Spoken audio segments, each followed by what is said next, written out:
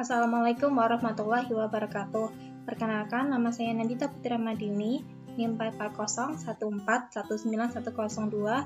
Di sini saya akan menjelaskan tentang pemanfaatan artificial intelligence. Kelompok 2 yang beranggotakan Desuge Harti, Fadila Rizkina, Hemalia Dewi, Muhammad Reza, Rian Ardiana, Fajar Firmansyah, Isna Ilham Nur, Andini Trihadi, dan saya sendiri Nandita Putra Madini.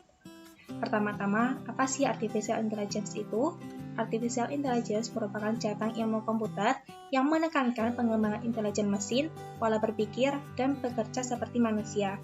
Misalnya pengenalan suara, pemecahan masalah, pembelajaran, dan perencanaan. Pemanfaatan artificial intelligence. Fungsi AI adalah sebagai solusi terhadap berbagai hal secara cepat dan cerdas.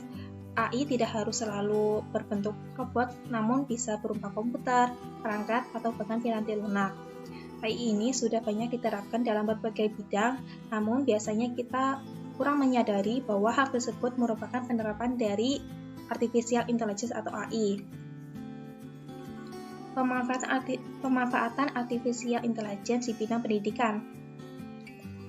Penerapan artificial intelligence atau AI dalam bidang pendidikan contohnya yaitu pada sistem pembelajaran itu Blackboard. Blackboard ini merupakan salah satu alat di bidang pendidikan yang kini banyak digunakan oleh perguruan tinggi. Sebuah platform online ini digunakan oleh para profesor, dosen, guru untuk merilis catatan, pekerjaan rumah, kuis, dan tes, dan memungkinkan siswa mengajukan pertanyaan dan tugas untuk penilaian. Kalau di UNAS sendiri, Blackboard ini biasanya berupa Elena. Manfaat lain dari program AI yaitu menilai tes siswa dengan variasi soal pilihan ganda. Oleh sebab itu, para guru tidak perlu lagi menghabiskan waktu mengerjakan tugas menilai setiap jam karena guru dapat lebih berkonsentrasi pada pengajaran dan interaksi satu lawan satu saja. Siswa juga mendapatkan hasil nilai langsung melalui AI. Mereka tidak perlu menunggu waktu yang lama untuk mendapatkan nilai mereka. Siswa juga akan menuai keuntungan dari guru yang memiliki waktu tambahan untuk proses belajar dan mengajar. Sekian dari saya, selanjutnya akan dilanjutkan oleh teman saya. Selanjutnya adalah pemanfaatan AI di bidang transportasi. AI merupakan salah satu dari sekian banyak opsi untuk menjawab berbagai masalah dalam dunia transportasi. Disadu dari Forbes.com, AI dapat menjawab 4 permasalahan di bidang transportasi, yaitu masalah kemacetan, keselamatan penumpang, biaya pengeluaran, dan pengurangan emisi gas. Untuk mengatasi masalah ini, apa aja yang AI tawarkan? Nah, yang pertama itu, AI dapat menekan kemacetan dengan mengatur trafik kendaraan. Di Indonesia ini tuh sering terjadi kemacetan di jalan-jalan. Nah, teknologi AI ini itu mulai membuat sistem transportasi yang masih dapat dikembangkan. Nantinya, AI dapat membantu pemerintah dalam melakukan pengelolaan trafik kendaraan. Salah satu metode yang dapat digunakan adalah Public Mobility Monitoring. Jadi nanti kamera CCTV yang dipasang di jalan-jalan itu akan memonitor keadaan di suatu kawasan, lalu akan mengolah data tersebut bersama AI.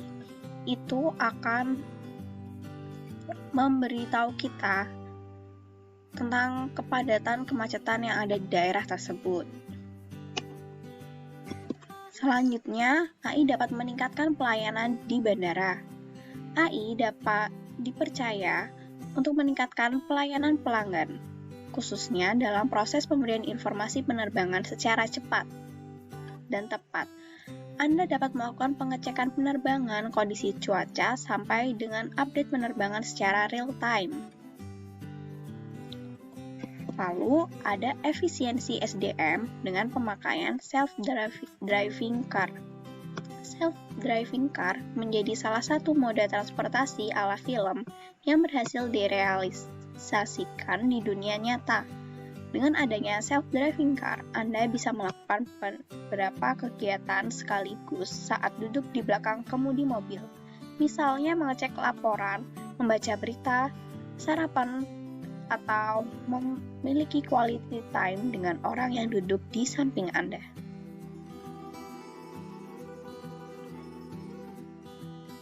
Nah, ini adalah beberapa pemanfaatan AI di bidang transportasi. Terima kasih. Assalamualaikum warahmatullahi wabarakatuh.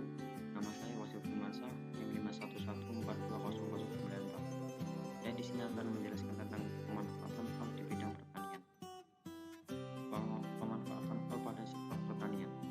Pemanfaatan teknologi merupakan upaya peningkatan produksi pertanian di Indonesia, terutama dalam konteks mutu dan daya saing. Ketersediaan inovasi teknologi juga merupakan salah satu kunci peningkatan kesejahteraan petani dan menarik minat generasi muda dalam menciptakan aneka peluang usaha. Artificial Intelligence atau yang biasa disebut dengan HAL sebagai salah satu teknologi utama yang mendukung implementasi industri 4.0. Sektor pertanian juga ikut berubah seiring dengan tren ini. Karena itu tidak bisa dihindari munculnya terminologi smart farming, precision farming, dan istilah-istilah yang merujuk pada industri 4.0 dan pengaplikasian teknologi HAL. Manfaatnya adalah: 1. Mampu mengenali hama atau penyakit tanaman. Yang kedua adalah smart greenhouse dengan memanfaatkan teknologi laut. Yang ketiga, smart irrigation system. Yang keempat, pemanfaatan autonomous teknologi pada otomotif traktor. 1. Mampu mengenali hama atau penyakit tanaman. HAL mampu mengenali hama atau penyakit tanaman seperti tumbuhan, jamur, dan juga kekurangan air pada tanaman jagung dan kedelai.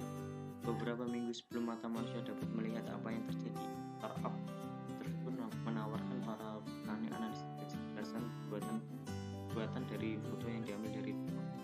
Dengan kemampuan deteksi tersebut, manajemen pertanian tidak terlambat melakukan perawatan terhadap tanaman yang menghadapi masalah penyakit. Yang kedua, smart greenhouse dengan memanfaatkan teknologi laut. Pada inovasi ini, semua aktivitas yang mempengaruhi pertumbuhan tanaman dapat diatur melalui internet dengan menggunakan sistem HAL. Misalnya dengan melakukan pengaturan terhadap cahaya, air, dan hal yang mempengaruhi pertumbuhan tanaman agar dapat tumbuh dengan kualitas yang terbaik. Yang ketiga, smart irrigation system. Inovasi tersebut diterapkan melalui irigasi bawah tanah yang dimanfaatkan untuk tanah kering. Sistem kerjanya adalah dengan mengatur kelembapan tanah dengan sistem HAL, sehingga tanah tidak gersang lagi dan dapat menjadi lembab sesuai dengan kebutuhan tanah. Yang keempat, pemanfaatan autonomous teknologi pada otomotif traktor. Melalui penerapan HAL, petani dapat mengendalikan pulau dan traktor secara cerdas. Dengan cara ini, maka petani tersebut dapat mengendalikan mesin tanpa harus turun ke sawah. Penerapan HAL pada pertanian memiliki dampak positif langsung bagi petani, produsen, maupun konsumen sebetulnya. Terima kasih. Sekian dari saya. Wassalamualaikum warahmatullahi wabarakatuh. Sebelumnya, perkenalkan, nama saya Muhammad Rizal Palevi, nomor induk mahasiswa 5111420029. Saya dari Prodi Teknik Sipil. Baik, selanjutnya saya akan menjelaskan pemanfaatan Artificial Intelligence atau AI pada game. Ketika kita memainkan beberapa game, mungkin kita akan menemukan adanya karakter yang bergerak sendiri, alias memainkan perannya sendiri dan melakukan apa yang harus karakter itu perlu lakukan pada game tersebut. Ya, itulah yang disebut Artificial Intelligence atau AI pada game. AI pada game biasanya digunakan pada non-playable karakter, yaitu karakter lain selain karakter yang kita kontrol sendiri. AI pada game terdiri dari skrip dan juga menggunakan algoritma untuk memainkan peranannya. Jika kita bayangkan, maka akan terdiri dari banyak sekali skrip dan juga algoritma. Belum juga ditambah bug yang harus diperbaiki oleh si pembuat game, hingga akhirnya AI pada game tersebut selesai dibuat. AI pada game elektronik. Jika dilihat dari sejarah, AI pada game elektronik pertama kali ada pada game Space Invader. Dengan kemampuan musuh untuk mengatur gerakan dan tembakan secara random, serta mempercepat gerakan ditambah perubahan kesulitan pada game dengan pola yang berbeda-beda. Itu karena AI tercakup dalam game klasik ini. Selain itu, berkembang game-game lain yang juga menggunakan pemanfaatan AI, seperti Galaxian, Pac-Man, Doom, dan beberapa game-game lainnya. Sedangkan di era game modern, AI menjadi lebih kompleks dan lebih mendalam, dengan terkadang kemampuan AI melebihi kemampuan player yang memainkan game tersebut. Hal tersebut bertambah dengan adanya mode level permainan. Player diberikan pilihan untuk memainkan game tersebut pada level easy, medium, hard, bahkan expert. Levelnya memiliki perbedaan, yakni pada skill dan kemampuan AI yang ada. Hal ini bertujuan untuk memberikan kesan yang berbeda kepada player. Karena AI pada game modern lebih kompleks, tentunya programmer harus memasukkan lebih banyak skrip untuk mengatur kemampuan dan skill AI pada game tersebut. Untuk di game terdapat banyak jenis AI, tetapi untuk singkatnya saya akan memberikan dua jenis. Yang pertama, scripting AI dan juga random scripting AI. Karena dua jenis AI tersebut luas cakupannya. Pertama adalah scripting AI, di mana AI inilah yang sering digunakan pada game-game sekarang. Konsepnya menggunakan intent. Kita bisa membayangkannya pada game-game peperangan. Adalah jika player menyerang musuh, maka musuh akan berlindung. Ya, memang terdengar sederhana, namun jika dikombinasikan akan menjadi suatu hal yang lebih kompleks. Yang kedua adalah random scripting AI. AI ini lebih bervariasi dengan konsep yang digunakan yaitu if, then, dan or. Jika kita membayangkannya pada game peperangan adalah jika player menyerang musuh, maka musuh akan berlindung, atau musuh bisa juga menyerang balik si player. Kita bayangkan sendiri banyaknya variasi script yang bisa dimasukkan untuk mengontrol AI pada game tersebut. Assalamualaikum warahmatullahi wabarakatuh. Saya Helmalia Dewi Nurabedenti dengan NIM 440 141 90 62 akan membahas pemanfaatan artificial intelligence dalam kesehatan.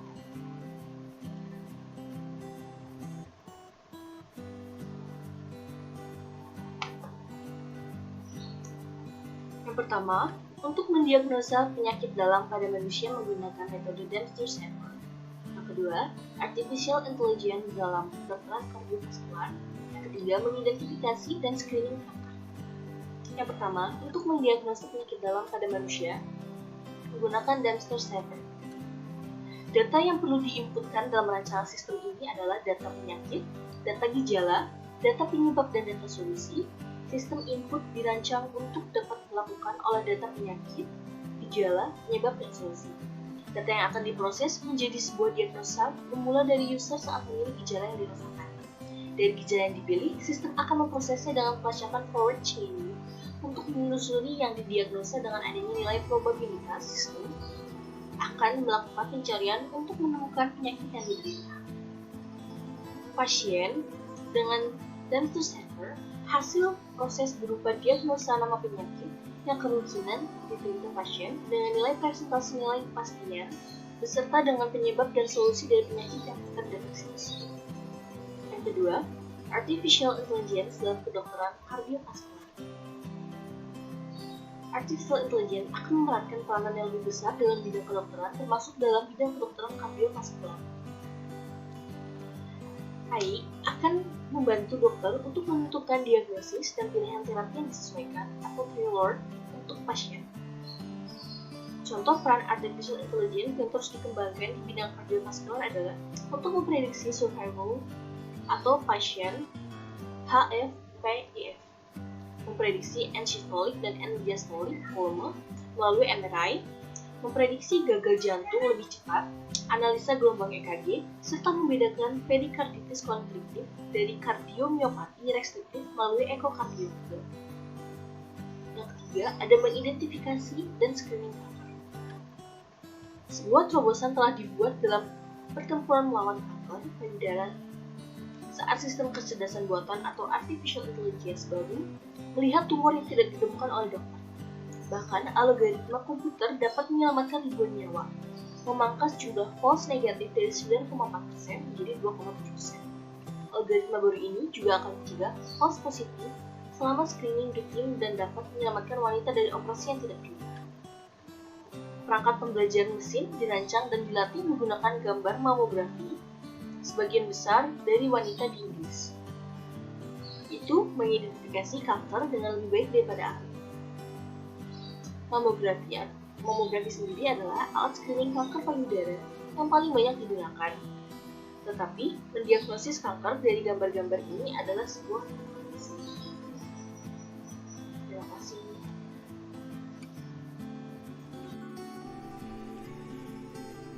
Untuk pemanfaatan artificial intelligence pada berikutnya yaitu pada bidang ekonomi. Untuk yang saya bahas ini khususnya pada bidang investasi. Nah, pada dunia investasi, miliaran transaksi atau jutaan transaksi dapat terjadi secara hitungan detik atau menit.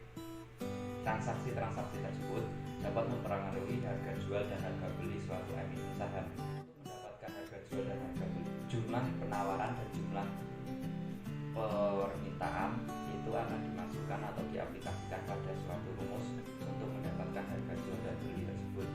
Tentunya dapat kita bayangkan jika untuk mendapatkan data secara real time kita membutuhkan artificial intelligence. Tidak dapat kita lakukan secara manual penghitungannya karena pada saham tersebut ada pemain-pemain yang berinvestasi secara jangka panjang dan jangka pendek. Jika mereka tidak mendapatkan data atau harga jual dan harga beli secara real time, maka para trader atau investasi jangka pendek akan mengalami kerugian. Nah, pada saat ini terdapat pengembangan artificial intelligence yang berkaitan dengan investasi ini, yaitu salah satunya robot investor. Nah, robot investor ini dapat membantu para investor untuk memilih saham-saham mana yang akan dilakukan pembelian atau memasukkan dana untuk dilakukan investasi secara jangka panjang atau pendek. Nah, menurut saya investasi itu dapat dilakukan dibagi menjadi dua, yaitu investasi jangka panjang dan investasi jangka pendek. Nah, untuk analisisnya sendiri juga dapat dibagi menjadi dua, yaitu analisis jangka pendek yaitu dengan melihat chart pattern atau bentuk grafik, dan analisis jangka panjang yaitu analisis fundamental. Analisis fundamental ini dapat dilakukan dengan cara meneliti atau melihat data-data perusahaan yang melakukan penawaran atau penjualan sahamnya atau surat berharganya. Mereka, para investor, akan melihat apakah perusahaan ini membagikan dividen secara bertahap, apakah pembagian dividen ini konsisten. Nah, dengan adanya artificial intelligence ini, para investor dapat dibantu untuk memilih saham mana yang akan mereka lakukan investasi. Nah, robot investor ini dapat juga membantu mereka melakukan analisis secara fundamental dan analisis secara teknikal. Analisis teknikal sendiri, aplikasi ini juga dapat memberikan informasi di posisi mana mereka harus menarik keuntungan atau take profit, dan di posisi mana mereka harus menarik uang mereka jika mereka mengalami kerugian atau juga dapat disebut sebagai cut loss. Nah, di sini juga mereka akan diberikan support dan resisten batas atas dan batas bawah mereka harus masuk di mana. Dan juga suatu saham itu juga ada disebut saham gorengan atau saham yang mudah terkena atau isu-isu politik, sosial, dan isu-isu berita lainnya.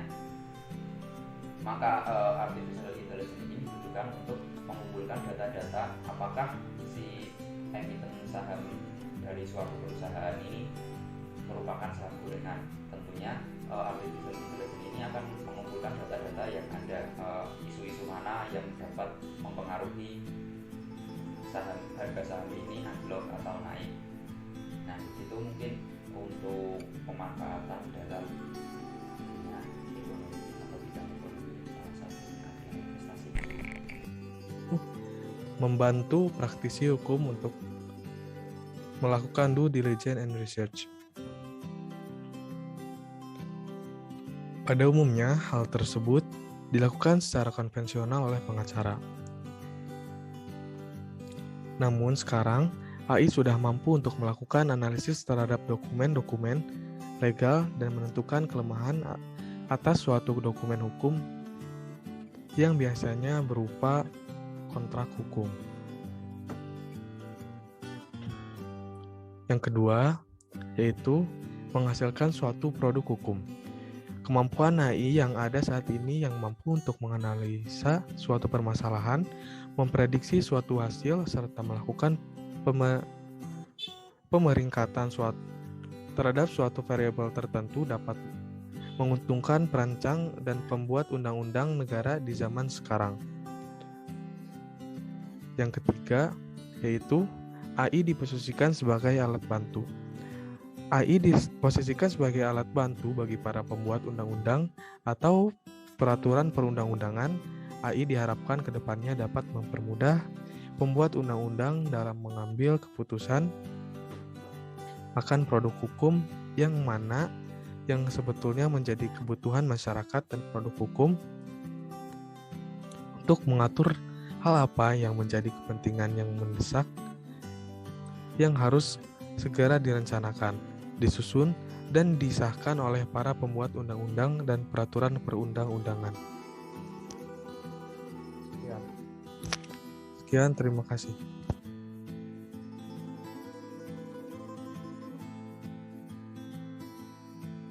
Selanjutnya adalah pemanfaatan artificial intelligence dalam perkiraan bencana. Sebelumnya, perkenalkan nama saya Trisugiharti dengan NIM 13014190041. Langsung saja kita bahas mengenai pemanfaatan AI dalam kehidupan sehari-hari kita. Seperti yang bisa kita lakukan dalam kehidupan sehari-hari, bukankah kalian juga sering menggunakan perkiraan cuaca untuk mengetahui cuaca hari ini, hari esok, seminggu yang akan datang, bahkan 1 bulan yang akan datang? Kita bisa dengan mudah mengetahui perkiraan cuaca yang akan datang. Tidak hanya dalam perkiraan cuaca, pada masa saat ini, teknologi Artificial Intelligence atau AI atau kecerdasan buatan juga mulai digunakan untuk mitigasi bencana. Inovasi terbaru yakni AI dalam memutakhirkan Smart TMC.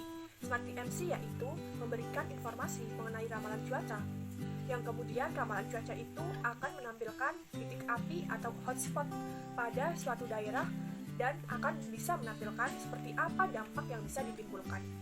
Data rinci itu pun akan disinkronisasi dengan baik data cuaca yang biasanya digunakan oleh BMKG untuk pelayanan terkait informasi cuaca.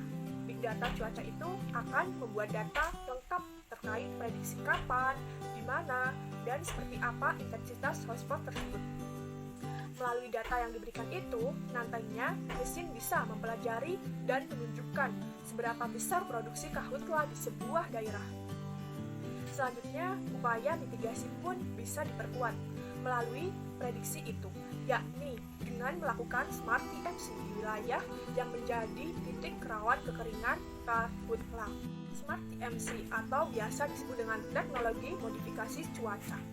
Ini juga bisa digunakan dalam mencegah gagal panen, mencegah kebakaran hutan dan lahan, serta mencegah bencana-bencana lainnya yang berbasis hidrometeorologi.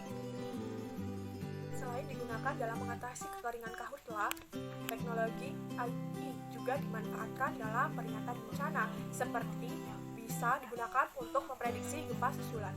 Penggunaan AI dalam hal ini lebih canggih daripada penggunaan mesin. AI dapat mempertimbangkan mulai dari kekuatan getaran, posisi lempeng, tektonik, dan jenis tanah yang terlihat. Saat ini hanya dirancang untuk menangani satu jenis pemicu gempa susulan dan garis besar sederhana, serta kecerdasan buatan ini masih terlalu lambat untuk memprediksi gempa susulan yang bisa terjadi 1 atau 2 hari setelah gempa utama. Yang selanjutnya adalah yang paling sering terjadi di Indonesia, yaitu permasalahan banjir. Dalam pemanfaatan AI untuk memprediksi banjir, digunakannya Google Flood Forecasting Integratif. Program ini menggunakan alat mengukur kedalaman air di sungai dan simulasi 3 dimensi yang mampu menampilkan proyeksi aliran sungai. Simulasi ini menampilkan prediksi aliran sungai saat akan meluap. Kecerdasan buatan di sini berperan sebagai sistem yang mampu memprediksi banjir, semacam ramalan banjir. Sementara ini, Google tengah fokus mengembangkan AI untuk memprediksi banjir yang berasal dari sungai.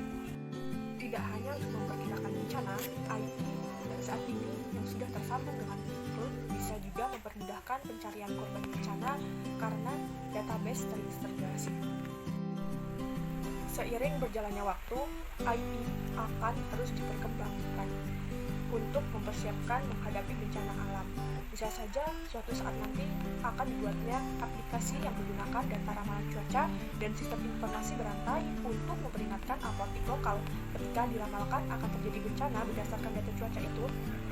Peringatan itu akan membuat apotek bisa meningkatkan suplai obat-obatan, air, dan keperluan logistik untuk menghadapi bencana.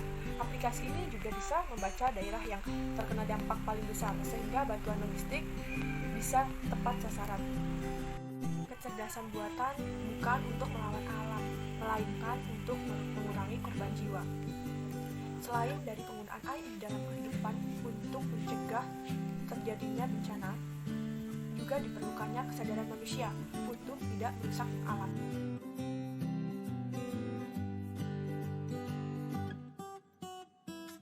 Assalamualaikum warahmatullahi wabarakatuh. Saya Andini Treherdi Utami dengan NIM 51114200004. Selanjutnya saya akan membahas tentang pemanfaatan artificial intelligence dalam bidang keuangan. Salah satu contohnya itu ialah vintage. Vintage semakin kuat selama krisis pandemi saat ini. Banyak perusahaan telah berpengaruh, tetapi banyak lagi yang dengan cepat beradaptasi untuk menawarkan layanan bagi realitas baru dunia. Perusahaan industri yang paling inovatif telah memperkuat model bisnis mereka yang cerdik dengan high-tech yang sangat canggih. Proses ini sekarang telah dipercepat. Secara khusus, penggunaan artificial intelligence dan machine learning mendefinisikan ulang banyak hal yang dilakukan dalam industri. Menurut Christine dan Barberis pada tahun 2016, vintage atau financial technology merupakan gelombang inovasi perusahaan yang bergerak di bidang finansial, di mana mereka mengubah sistem untuk melakukan pembayaran, melaksanakan pinjam-meminjam, mengirim uang, serta melakukan investasi. Kemajuan vintage dengan teknologi artificial intelligence, yakni sebuah kecerdasan buatan dan dengan big data analisis mampu menjangkau masyarakat secara luas. 8 penggunaan artificial intelligence di vintage. Yang pertama, improve financial decision making atau pengambilan keputusan keuangan yang lebih baik. Aplikasi vintage sedang mengembangkan cara baru dan menarik di mana pengguna dapat memproses informasi.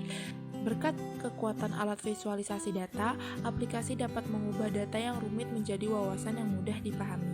Security and fraud detection atau deteksi keamanan dan penipuan. Seiring transformasi digital mengambil alih dunia, kejahatan dunia maya keuangan juga akan tumbuh. Algoritma mampu mendeteksi aktivitas yang mencurigakan. Pengguna dapat melacak semua yang terjadi di belakang mereka sambil yakin bahwa aset mereka aman. Yang ketiga ada asset management atau manajemen aset. Dana investasi telah menggunakan algoritma kompleks untuk sementara waktu untuk mengembangkan perakiraan dan simulasi yang kuat. Yang keempat ada customer support atau dukungan pelanggan. Bot adalah salah satu aplikasi AI paling terkenal. Perusahaan vintage menggunakan bot sebagai saluran utama untuk menyelesaikan masalah pelanggan. Ketika jarak fisik menjadi normal baru, lembaga keuangan akan semakin memilih jenis teknologi seperti ini untuk menyelesaikan masalah pelanggannya. Kantor fisik diperkirakan tidak akan hilang dalam waktu dekat, tetapi kemungkinan besar akan diturunkan untuk aktivitas tertentu. Yang kelima ada assurance atau pertanggungan, salah satu cara paling inovatif di mana AI dan ML digunakan adalah untuk membentuk kembali bagaimana polis asuransi dievaluasi. Karena industri ini sangat digerakkan oleh alat keuangan, aplikasi vintage digunakan untuk menentukan tingkat risiko. 6 ada loans atau pinjaman. Pinjaman melalui artificial intelligence dapat dilakukan dengan lebih cepat sekaligus mengurangi inefisiensi. Ada forecast atau perkiraan. Aplikasi memiliki kekuatan untuk membantu pengguna melakukan perhitungan yang kuat pada hal-hal penting seperti keuangan pribadi mereka dengan biaya yang sangat rendah dan dengan cara yang dipersonalisasi. Ini membantu pengguna melacak pengeluaran mereka dan menghitung apakah mereka akan memenuhi tujuan keuangan mereka.